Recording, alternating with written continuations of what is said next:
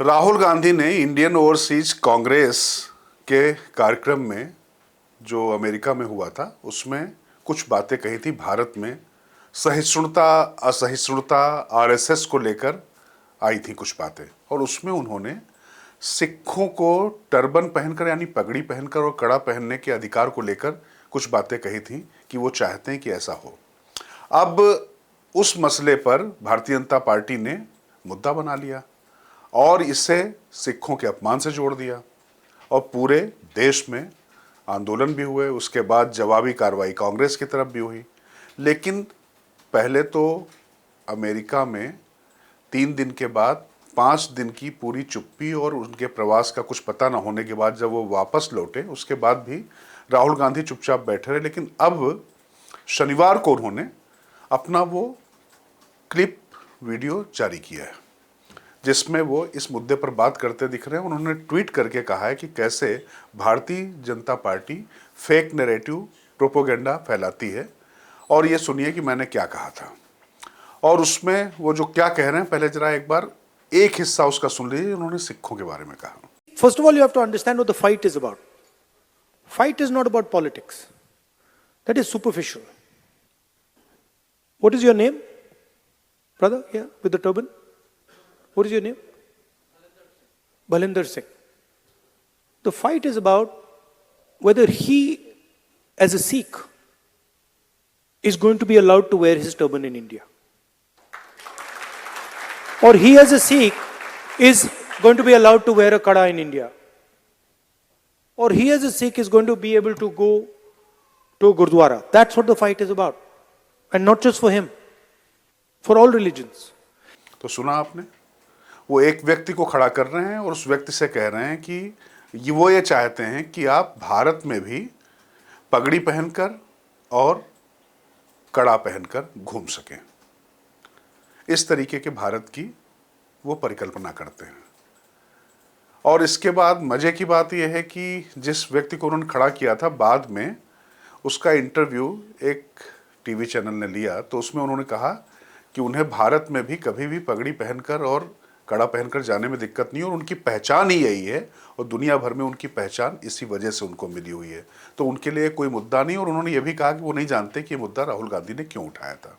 खैर, इसके बाद राहुल गांधी ने एक बात और कही कि उन्होंने आरोप लगाया आरएसएस पर कि आरएसएस की जो विचारधारा है वो किस तरीके से देश में एक वर्ग एक समुदाय को बड़ा और एक को छोटा, इसी तरीके से भाषाओं के आधार पर और प्रदेश के आधार पर वो बड़ा छोटा मानती है, बांटती है। जरा इसको भी सुन लीजिए। And what the RSS is basically saying is that certain states are inferior to other states. Certain languages are inferior to other languages. Certain religions are inferior to other religions. Certain communities are inferior to other communities.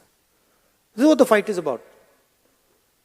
We are of the opinion that whether you are from Punjab, Haryana, Rajasthan, Madhya Pradesh, all of you have your history, all of you have your tradition, all of you have your language, and every single one of them is as important as any other one. The fight is about what type of India we are going to have. Are we going to have an India where people are allowed to believe what they want to believe? People are allowed to respect what they want to respect, say what they want to say, listen to what they want to hear? Or are we going to have an India where only few limited people can decide what is going to happen? And the problem is these people don't understand India. वो समझ ही नहीं आती उनको। तो सुना आपने राहुल गांधी ने क्या कह रहे हैं। अब मैं समझ नहीं पा रहा हूं कि राहुल गांधी ने ये वीडियो जारी करके सफाई दी है या जो आरोप उनके ऊपर लग रहे थे उनको और ज़्यादा स्पष्ट करने की कोशिश की है।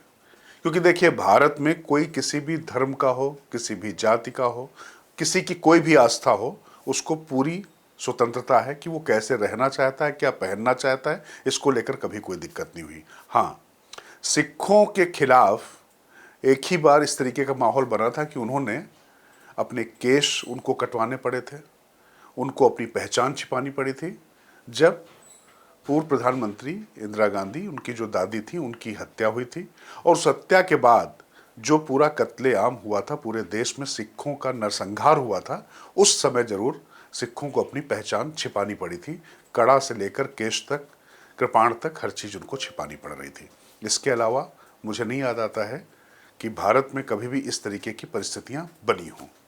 अब वो अभी ये मुद्दा क्यों उठा रहे हैं, ये निश्चित तौर पर उनसे पूछा ही जाएगा, राजनीतिक मुद्दा बनेगा। ये राजनीतिक दल जो पूछेंगे सो पूछेंगे, लेकिन बतौर पत्रकार मैं भी पूरा देश घूमता हूँ, कहीं पर किसी भी तरीके से इस तरीके से पगड़ी पहनकर आने जाने में तो कोई दिक्कत नहीं, बल्कि मैं कहूँ कि प्रधानमंत्री नरेंद्र मोदी और खुद राहुल गांधी और तमाम नेता जो है पगड़ी बांधकर और ज़्यादा अपने सिर की और अपने वेशभूषा की शान बढ़ाते रहे हैं। तो मुझे नहीं लगता कि ये कभी कोई मुद्दा रहा। और बाकी रही कि भाषा के आधार पर, प्रदेश के आधार पर कभी किसी चीज़ में किसी को कम बताया गया हो, किसी को ज़्यादा बताया गया हो। हाँ, कांग्रेस के नेताओं ने जरूर, आंध्र प्रदेश के बल्कि तेलंगाना के नेताओं ने जरूर कहा था कि कैसे जो है नॉर्थ इंडियन जो है, मतलब उनके दिमाग में क्या भरा हुआ है, इस टाइप की चीज़ें जरूर कही थी। लेकिन कभी भी कोई किसी भी क्षेत्र से आ रहा हो, कोई भी कहीं आ जा सकता है, मुझे नहीं लगता है कि इस तरीके कोई दिक्कत है।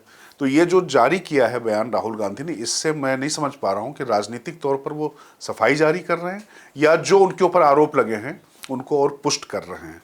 खैर, बुलंद भारत टीवी ये मानता है कि कोई भी नेता हो, वेशभूषा, धर्म, जाति और क्षेत्र के आधार पर किसी भी तरीके का कोई विभेद नहीं पैदा कर सकता, ना करना चाहिए। और मुझे लगता है हर हिंदुस्तानी की भी यही ख्वाहिश होगी। तो फिलहाल दीजिए मुझे आज्ञा। मैं राजकिशोर, बुलंद भारत टीवी, ताकत आपकी।